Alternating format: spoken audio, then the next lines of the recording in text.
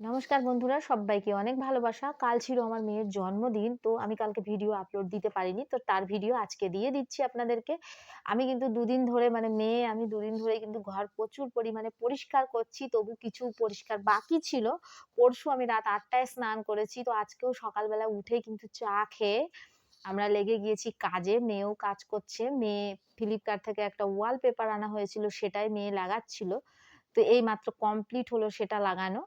যেমন আমি আমার খাবার টেবিলে লাগিয়েছিলাম ঠিক সেমনই এটা অফ হোয়াইট কালার। তো এখন তো টাইলস লাগানো হবে না। তার জন্য এই কাগজগুলো লাগিয়ে কিন্তু কাজ চালাচ্ছি। তো এটা লাগানোর পরে ভালোই লাগছে দেখতে। মেয়ে একাই লাগিয়েছে। আর এদিকে যে মসলার ডিব্বাগুলো আমার ধোয়া হয়েছিল না, বাকি ছিল, সেগুলো আমি কমপ্লিট করলাম। রান্নাও আধা প্রায় হয়ে গিয়েছে। আমি মুগ ডাল ভেজে এখানে সিদ্ধ করে রেখেছি। আর এখানে এইগুলো ওর বাবা করে রেখেছে। যেহেতু আমি মসলার ডিব্বা এবং যা বাকি ছিল সেগুলো ধোয়া পাকলা করছিলাম, সেইজন্য আজকেও কিন্তু হাতে গ্লাভস পরে নিয়েছি। পায়েসও হয়ে গিয়েছে, মেয়ের জন্য তুলে ঠান্ডা করতে দিয়েছি। বাইরের ওয়েদারও কিন্তু খুব সুন্দর। তো এগুলো করতে, করতে বেজে গিয়েছিল 4:30। তো তাড়াতাড়ি করে মেয়েকে খেতে দিয়ে দিয়েছি। কারণ সকাল থেকে ভারী কিছু খায়নি ও। মোটামুটি কেউই খায়নি ভারী কিছু। সবকিছু বানানোর পরে আমি কমপ্লিট করে মেয়েকে বসালাম। তার মধ্যে আমাকে কিন্তু ২ থেকে ৩ বার দোকানে চলে যেতে হয়েছিল। আর আমার ভালোও লাগছিল না বারবার মেয়েকে এরকম বসিয়ে রেখে দোকানে যাওয়া। তো দোকান থেকে এসে ফাইনালি আমি মেয়েকে এগুলো করি। তারপরে কিন্তু ঘরে পুজো দিয়ে খেয়ে আবারও বাসন মেজে কেক কাটতে দেরি হয়ে যাচ্ছিল। তো কেক কাটতে, কাটতে কিন্তু 8:30। তো সবাই যখন ফেরত চলে গেল তখন আমি কিন্তু বিছানার চাদর চেঞ্জ করে নিলাম এবং ঘর ঝাঁটিয়ে ঘর কিন্তু আবার মুছা হয়েছিল। আর এটা ছিল আজকে আমার সাজ-পোশাক। আমি কিছুই সাজতে পারিনি। ভেবেছিলাম মেয়ের জন্মদিনে খুব সাজবো, কিন্তু তা আর হয়নি। তো আগের দিন তো আমার এভাবেই কেটে গেল। তো আজকে সকালবেলা থেকে আবার আমি বিছানাপত্র ঝেড়ে ঝাড় দিয়ে নিলাম। রাত্রেই যেহেতু আমি চাদরগুলো চেঞ্জ করে রেখেছিলাম যে যাতে সকালবেলায় খাটনি কম হয়। তো অনেক কাপড় জমে গিয়েছে আজকে কাচার জন্য। তো দেখি কারেন্ট এখন ডিস্টার্ব হচ্ছে। সকাল থেকে আজকে কারেন্টের ডিস্টার্ব। তো কারেন্ট না আসলে তো আমি কাচতে পারছি না। আর এখানে কিন্তু এই কাগজটা লাগানোর পরে সত্যি খুব সুন্দর লাগছে লুকটা। আগে কিন্তু একটা এমনি নরমালি টেবিল কভার পেতে রেখেছিলাম জানলাটায়। তো বন্ধুরা, আমি সকাল থেকে এভাবেই কাজ করছি। কাজ করতে, করতে কিন্তু আমি সকালবেলা ঘুম থেকে উঠে কিন্তু আদার রস, মধু আর ৫০০ জল খেয়ে নিয়েছি। তারপরে খেয়ে নিয়েছিলাম চা। আজকেও কিন্তু বাইরের ওয়েদারটা খুব সুন্দর। এত সুন্দর রোদ আর এত জোরে হাওয়া হচ্ছে যে খুব ভালো লাগছে। একটা আলাদা অনুভূতি। আর এখন বেজে গিয়েছে ১২টা। আমার সমস্ত কাজ করার পরে আমি ডিম পাউরুটি বানিয়ে দিলাম ওর বাবাকে।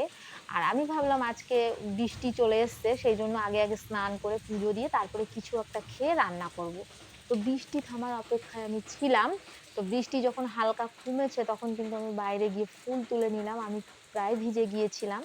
ছেলে ভিডিও করছিল, আমি কিন্তু ফুল তুলছিলাম। ফুল তুলে এসে তাড়াতাড়ি পুজোয় বসে গিয়েছিলাম। পুজো করার পরে কিন্তু আমি ডিম পাউরুটি খেয়ে তারপরে রান্না করব। যদিও এখন আর খিদে নেই ডিম পাউরুটির। যেহেতু আমি পুজো দিয়ে খাই, আমার কিন্তু ডেইলি ৮টা এবং ৭টা ৬টা এরকম বেজে যাচ্ছে প্রতিদিন। তাই আজকে মনে, মনে ভেবেছি যে আগে স্নান করে পুজো দিয়ে নিই, তারপরে আমি খাওয়া শুরু করব। আর তখন স্নান করে পুজো দিয়ে কিছু খেয়ে কিন্তু আমার আর রান্নার মন থাকে না। এটা হচ্ছে সবথেকে আমার বেশি প্রবলেম। তো সবকিছুর মধ্যে এটাও না বললে নয়। এটা কিন্তু আমার পুজোর একটা ড্রেস। আর আমি ১৫ থেকে ২০ দিন পর যাবো পুজোর শপিং করতে। তো কার জন্য কি নিয়ে যাবো এবং নিজেদের জন্য কি কিনবো সেগুলো দেখতে হলে কিন্তু আমার ভিডিওটা বরাবর দেখতে হবে আপনাদের।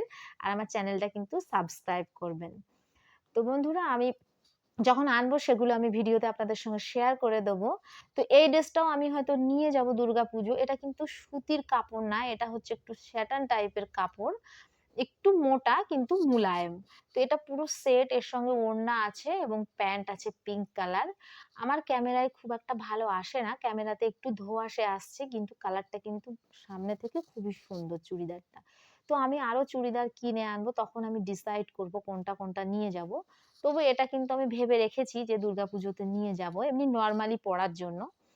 তাছাড়া আর এর সঙ্গে কি পরবো বা কি জুয়েলারি পরবো সেগুলো আমি ভালো করে ডিসাইড করিনি। কিন্তু এমনি নরমালি একটা অক্সিডাইজ এর জুয়েলারি পরে আপনাদের দেখিয়ে দিচ্ছি কেমন লাগে।